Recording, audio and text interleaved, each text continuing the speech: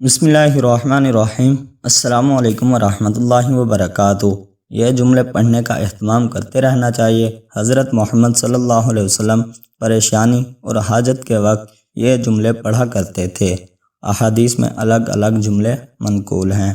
بسم اللہ الرحمن الرحیم۔ لا الہ الا اللہ الحلیم الکریم۔ اللہ کے سوا کوئی معبود نہیں، وہ بردبار بزرگی والا ہے۔ لا الہ الا اللہ رب العرش العظیم۔ ترجمہ: اللہ کے سوا کوئی معبود نہیں، وہ عرش عظیم کا رب ہے۔ الحمدللہ رب العالمین۔ ترجمہ: سب تعریف اللہ کے لیے ہیں جو سارے جہان کا مالک ہیں۔ میں اپنے دوستوں سے گزارش کرتا ہوں کہ ان دعاؤں کو پڑھتے رہنا چاہیے، کیونکہ حضرت محمد صلی اللہ علیہ وسلم پریشانی اور حاجت کے وقت ان جملوں کو پڑھا کرتے تھے۔ میں اپنے دوستوں سے گزارش کرتا ہوں کہ اس پر عمل کرنے کی کوشش کریں۔ اللہ تعالیٰ مجھے اور آپ کو اس پر عمل کرنے کی توفیق عطا فرمائے، آمین۔ صدق اللہ العظیم۔ السلام علیکم ورحمۃ اللہ وبرکاتہ۔